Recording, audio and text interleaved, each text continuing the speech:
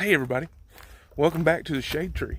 Today we're going to be addressing a pretty common problem for this body style. GM, Tahoe, Yukon, even the trucks, everything. My horn don't work. So let's figure out why. So as we go into the Tahoe here, now like I said, this is an 03 Tahoe. Everything should be the same, I think up to like 06 or something like that. Battery's still connected, horn should work. Now, it's not working at all. None of the connectors seem to be working. I don't know if that's what the problem is, but I know what it isn't. And if yours is doing things different than mine, this is what you'd want to check first. When you come up here to your fuse box, you pull your fuse box top off, and you want to read pretty much your schematic here. You've got your horn fuse, which is 15-amp fuse, and you've got your horn relay.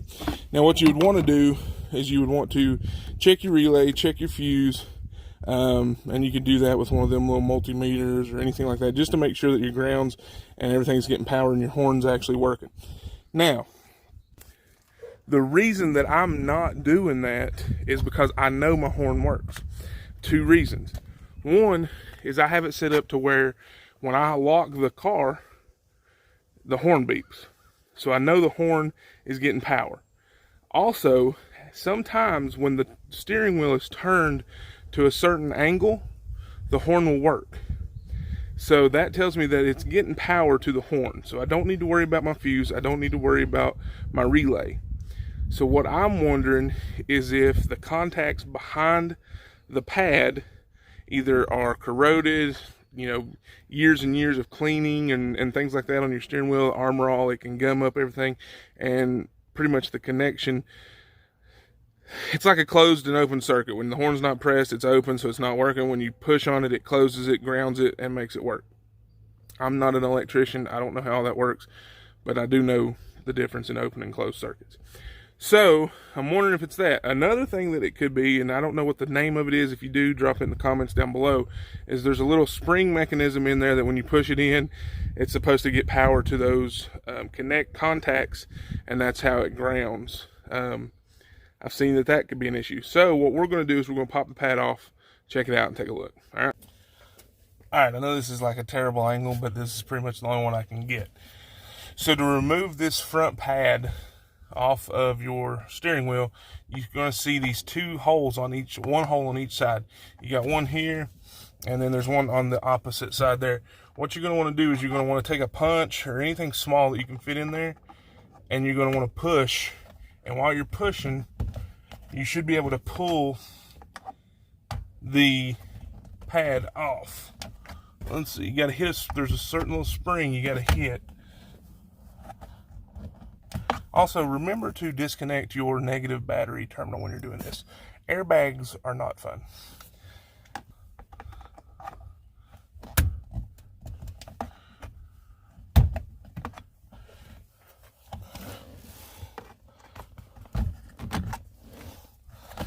All right. So here's what we have. We've got our connectors here. This is what pushes in on these sides whenever you push in your horn. Now, though, you see, I don't know if you can see or not, there's a spring down in there, and there's a spring down in there, and it's on all four corners. Those contacts are sometimes corroded, and I'm trying to get you an angle, guys, I'm sorry. But you see the contact up there on the top right corner, right up here. That's where it hits. And sometimes you can take a piece of sandpaper or anything like that. Like I've got just a piece of 1000 grit sandpaper. I'm going to go in there and clean those connectors up. And then this is the other mechanism I was talking about that pushes in as well and contacts. So we're going to pop that out. And this should just be a simple twist and pull kind of deal. Sometimes you got to push it.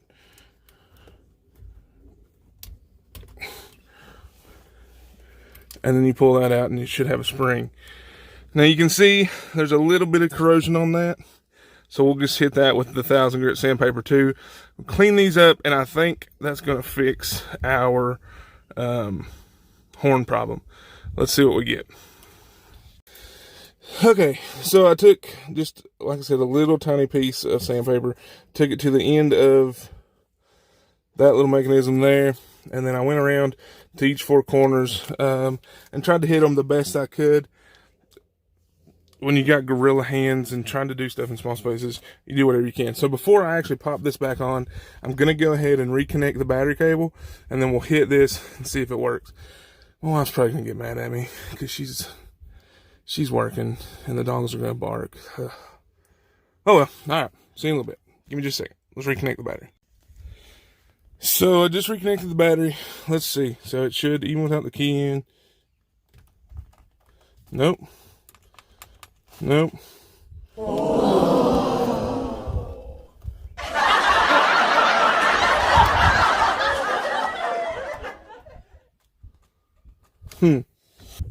So we could check, make sure this is getting ground and things like that.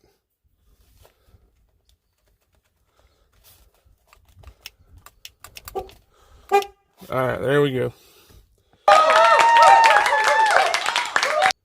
I wasn't pushing hard enough. I was getting ready to pull like this whole thing apart. So there you go. That's pretty much it.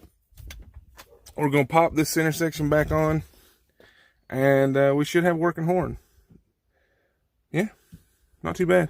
About 10 minutes worth of work, and a lot of dogs barking, and probably an upset wife. But it's okay. It's okay. She'll thank me when someone tries to cut us off and we can blow our horn, because we couldn't do that before. I can go get an inspection sticker now too. That's probably a good thing. All right, guys, that's the video for today. I hope you enjoyed it. If you've been trying to figure out why your horn doesn't work, I hope this helps. Like I said, check your relay, check your fuse, make sure those are getting power. If they're working and your horn works when you click the button, that's an easy way to that's an easy way to check too. If you're, which I'm sure it does, my Tahoe, you can just go in there and set for an alert when it locks. That's how I figured out that my horn still works. And then I started messing with the steering wheel, found out that it would still work whenever I would turn it to a certain direction. That's the first time I've ever had the horn work when the steering wheel wasn't cocked to one side or the other. So I'm thinking that we've probably got it. I just got to touch it a little bit harder. So yeah, I appreciate you guys for watching. If you found this video helpful, be sure to hit like. Be sure to subscribe if you're new. And until next time, guys, y'all stick with me. We'll see what we can do. Thanks. God bless.